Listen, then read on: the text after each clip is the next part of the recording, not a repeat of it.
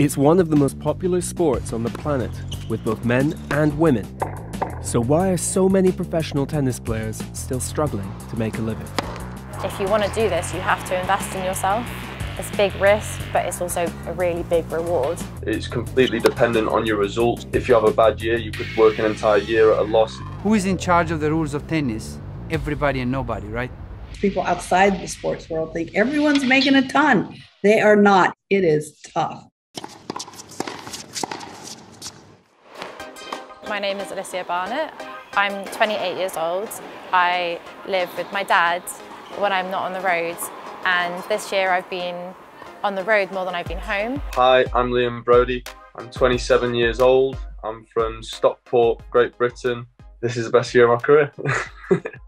It's hard to not get consumed by thinking about prize money a lot, but at the end of the day, you have to go to a tournament and realise that you're investing in yourself and in your tennis.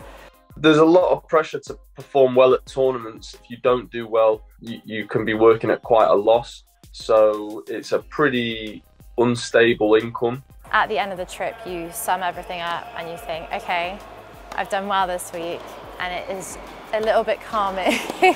So you come away feeling better that you've made a profit or you've broken even, and you can relax a little bit, but it's an afterthought. If I'm playing good enough tennis, then the money will take care of itself, I think. You know what I mean? my roommate's just come in. The reason Luke's here is you know, to save money, basically. So there are really 7 different stakeholders within tennis. The ITF looks after the junior up to the professional ranks and beyond that. You have the men's tour, the ATP, the women's tour, the WTA, and then you have the 4 Grand Slam events. And those 7 stakeholders together work on promoting and developing the sport around the world.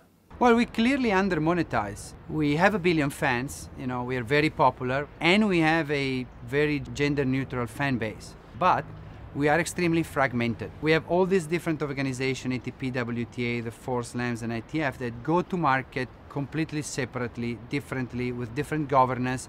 So we don't do a great job in selling and distributing our sport. That's where we have to do better in tennis. We're probably the 4th or 5th largest watched sport in the world, and we get very little in media content except for the majors. That I'd like to see change. With 1 billion fans, tennis is among the most watched sports in the world, but it accounts for less than 2% of global sports media rights, which were worth a total of $44.6 billion in 2020.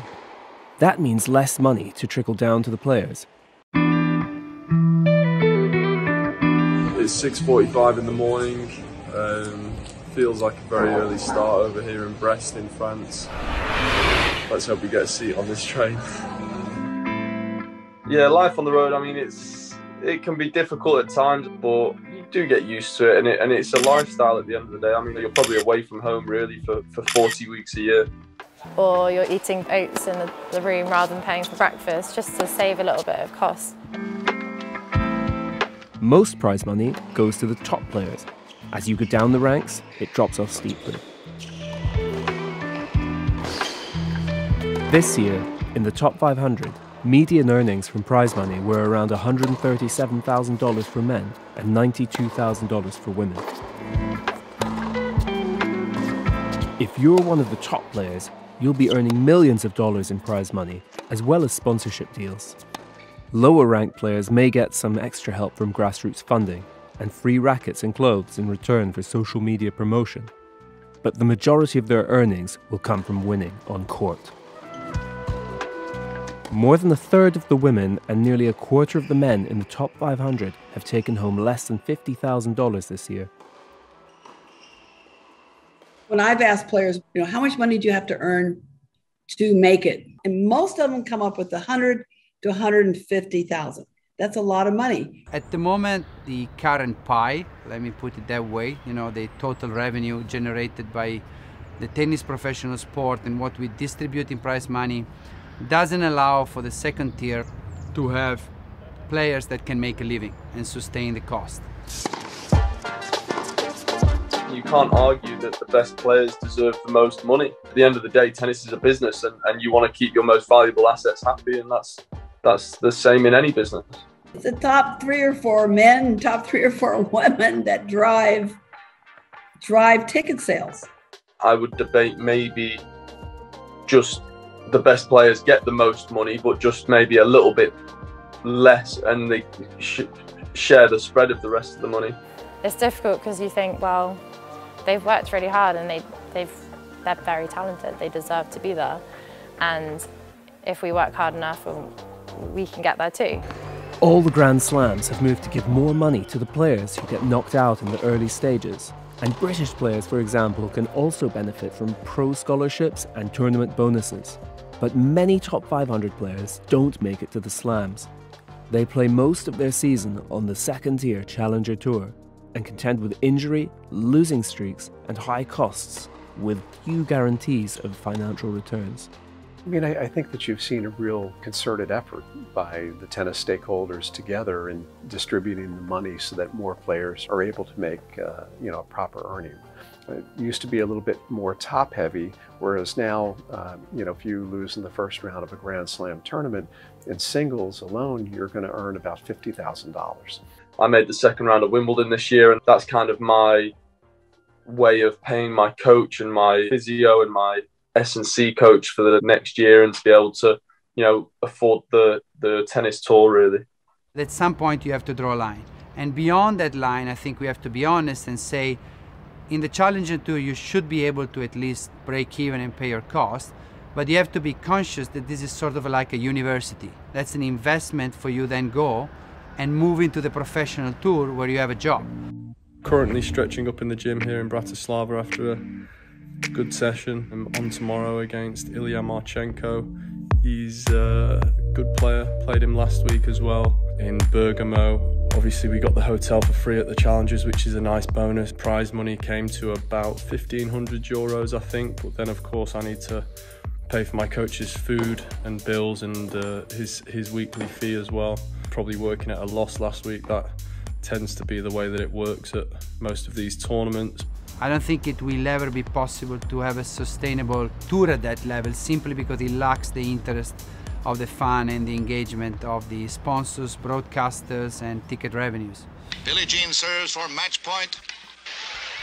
Beautiful shot, and the Wimbledon title is hers. Billie Jean King won 12 Grand Slam singles titles. She's even better known for fighting for equal pay for women. In the early 70s, one of her aims was this. If you're good enough to make a living, very few people were going to be included in that first go-around, because we knew we had to start small if we were going to make it. Was that our goal? Absolutely not. Our goal is more is the merrier. I personally would like to figure out how we can have at least 700 or 800 people making a living. That would make me happy, because that's the NBA, that's Major League Baseball. Every time I wake up in the morning, I think about it. I have my blessing list, but then I think, okay, we got to do better today. We got to make it work.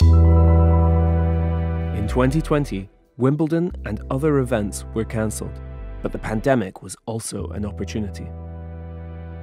To be honest, I'd probably say only since COVID have I started to be able to make money and actually put a little bit away into savings. And that's, at the age of 26, I've been a professional tennis player for, 6-7 years before that. During COVID, we had a lot of tournaments in Britain and there were no outgoings. Tennis did come together. We had what we called a player relief fund, where we gave to, the top 750 players in the world. We moved Roland Garros in September. We had to change the calendar. We changed the ranking.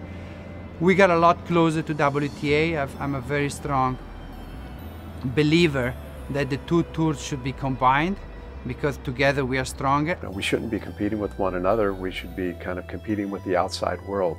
And I think that's part of the strategy. With the help of an advisor, we are sort of in the process of evaluating the different options of how can we create a new governance that can enable us ultimately for providing the better product to the fan. Because at the moment, if you ask yourself the question, who is in charge of the rules of tennis? The answer is everybody and nobody, right? If the ATP and the WTA were to merge, which would thrill me, it's got to be 50-50. You've got to fight for each other. When you're together, you need to have equal prize money, equal everything. Meanwhile, men's number one Novak Djokovic co-founded the Professional Tennis Players Association. He's said he wants more transparency in tennis and to improve livelihoods. Low earnings from prize money can mean some players never get their chance on court. I think the damage to the sport is pretty massive. If the wealth isn't spread to the lower players, I think there are a lot of players then that, like I said, are incredibly talented and never get the chance to achieve their greatest tennis. There could be guys that unfortunately don't live in a nation where you have a strong federation which is capable of subsidizing your cost, and then you might actually lose that talent that could become a great champion in the future. We are addressing it. Is it perfect? Absolutely not, and we know it. It'll never be perfect. No sport's ever perfect. No business is ever perfect. I think it's quite a miracle that we're doing as well as we are. Spent my last 10 days of the year at the Davis Cup supporting the squad, practicing with them, getting them ready.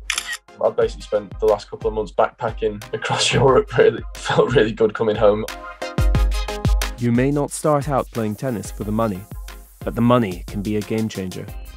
I actually figured out as well, I spend about £12,000 a year on stringing and rackets. So, you know, at the end of the day, this sport is incredibly expensive at the highest, at the higher levels. You always have to make sacrifices for things that you want to do. Just really grateful that I'm able to play tennis and travel, and I'm grateful that I have that support network, because otherwise I don't think I'd be able to do it.